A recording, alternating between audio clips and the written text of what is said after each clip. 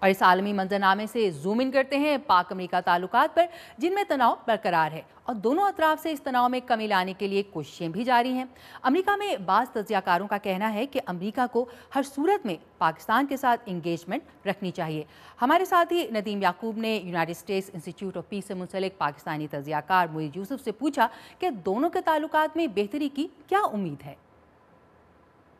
یہ بات بارہا ابھی بھی درست ہے کہ دونوں کو ایک دوسرے کی ضرورت ہے، افغانستان میں مل کے کام بھی کرنا ہوگا، لیکن جو اب ایک سیاسی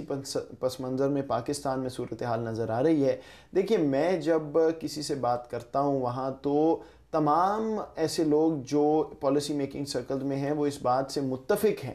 کہ یہ جو سپلائی روٹ ہے یہ کھلنا چاہیے کیونکہ اس میں نیٹو کے اور بھی ممالک ہیں وغیرہ وغیرہ، لیکن پھر بھی ایک سیاسی پس منظر میں وہ ہونے کو نہیں آ رہا۔ تو میرے نزدیک یہ معاملہ اب بہت گمبھیر ہے اور یہ اسی طرح ایک کرائسس میں ہی رہے گا۔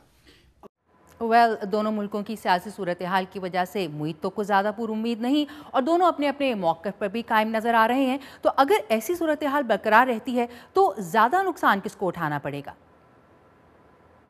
انٹرنیشنل ریلیشنز، بین الاقوامی امور جو ہیں وہ پاور ڈیفرینشلز پہ آپریٹ کرتے ہیں۔ ایک مضبوط طاقت ہے، سپر پاور ہے، دوسرا پاکستان ہے، تو الٹیمیٹلی تو کیونکہ پاکستان کو اس خطے میں رہنا ہے، پاکستان کے اپنے اندرونی مسائل بہت زیادہ ہیں،